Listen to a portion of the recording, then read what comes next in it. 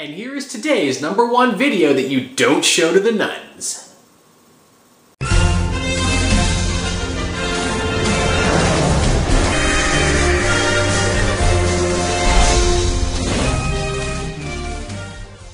Vermillion hasn't historically gone for much shoujo or josei, but we were all pretty surprised by what Princess Jellyfish brought to the table. The story is about the collision of two worlds, what happens when you throw an outgoing fashionista into an apartment full of socially awkward nerds. Whether they like it or not, it's ultimately up to everyone to find common ground in order to save their home from the clutches of urban renewal. We begin with the tenants of the apartment Amamizukan, who refer to themselves as the nuns. This is due to the most important rule about living in the building: no men are allowed. Each of the women living there has a particular quirk, such as Banba's obsession with trains, or Mayaya's constant references to romance in the Three Kingdoms. They're not particularly attractive, and they don't interact well with people outside of their circle. This is one of the things that immediately sets Princess Jellyfish apart from so many other anime that include otaku women. Girls like Kanata in Lucky Star and Kirino in Ori no Imoto are cute and bubbly, and they don't really suffer from social anxiety. This contrasts strongly with the women of Amamizukan, who literally turn to stone when confronted with a situation they can't handle. Our leading lady is 18-year-old Tsukimi, the youngest resident of the building and master of all jellyfish-related knowledge. Her awkward attempts to save a jellyfish placed in the wrong tank at a pet store result in a beautiful woman helping her get it out of the store to safety. Tsukimi lets her spend the night in her room and is surprised to wake up the next morning with a man on the floor.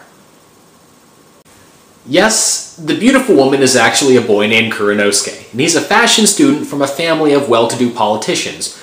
To avoid unwanted attention, as well as the family business, he frequently dresses as a woman. Naturally, Tsukimi is horrified. But Kuranosuke takes a liking to the place simply because it's so different from what he's used to.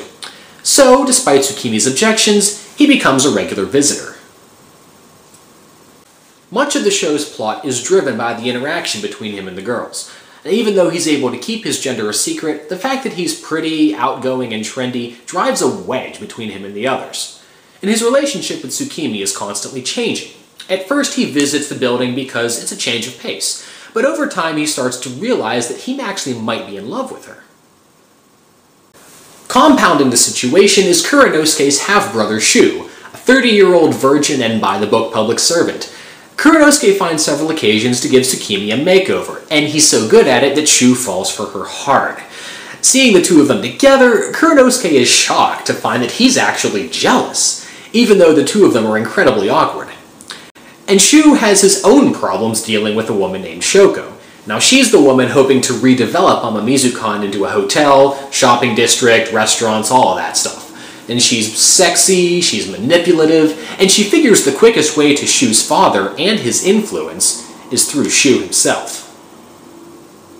Kuranosuke ends up becoming the driving force behind the effort to save Amamizukan from Shoko's plans. Now, the nature of the nuns isn't really to speak out, even though there are public hearings being held about the project.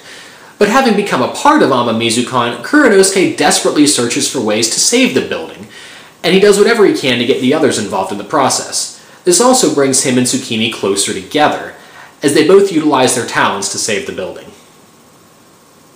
So Princess Jellyfish is, at its heart, a show about different perspectives, and I think it really follows through.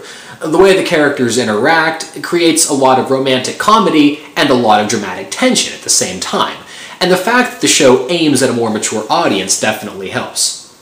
It's also a quick watch. You can get all 11 episodes for free on Hulu thanks to FUNimation. And if you are in Pittsburgh, come on by, check out Vermillion.